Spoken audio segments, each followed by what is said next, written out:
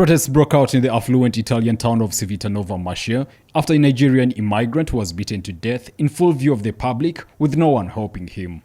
Alika Ogochukwa's widow, Charity Oriaki, has seen a video of the attack which has been widely circulated. Police arrested the suspect but immediately ruled out a racial motive for the attack on Alika, who was a local street vendor with a history of mental illness. Charity Oriaki says, "I was there. I saw those people wearing white clothes. Normally, if I saw them in the news on television, they are carrying dead people. I saw this report. They are carrying dead people. Where is my husband?" Black Italians are now demanding the authorities recognize the role race played in what happened to Ogochukwu.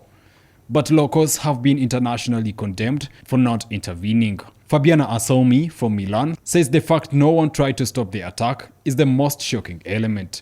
Beyond the extreme action of a person that maybe wasn't in full possession of his mental abilities, which is something the prosecutors will investigate, the most shocking aspect is the total absence of an intervention by the people watching and doing nothing, she says.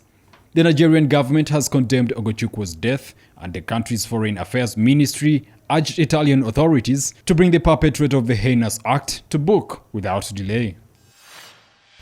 Israel and Gaza militants continue to exchange missile attacks for the second consecutive day on Saturday after Israel airstrikes killed at least 31 people, including the leader of a Palestinian Islamic Jihad group, and injured 265 others. The second round of flare-up claimed at least 80 lives, including 6 children near Jabalia refugee camp, the Palestinian authorities said on Sunday, while pinning the blame on Israeli forces for the deaths.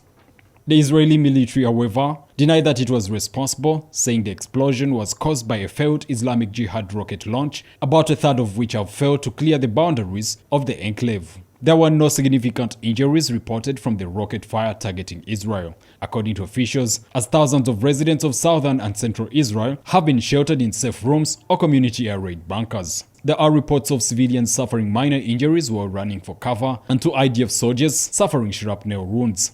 Multiple bushfires were also reported in areas where the rockets fell. There seems to be no sign of exhaustion as Israel continued to pound Gaza Strip and the militants retaliating against the airstrikes since Saturday, while the Israeli military says it is targeting weapons depots hidden in residential areas and destroying a number of houses. Islamic Jihad has been firing rockets on Israel's commercial hub, Tel Aviv. According to the Israeli military, militants fired more than 449 rockets towards Israel in retaliation overnight and through Saturday. The Israeli military said that its Iron Dome air defense network has intercepted about 95% of the rockets, with 81 of the launches falling short and landing in Gaza. Meanwhile, Egypt has been engaging in intensive talks to mitigate the situation.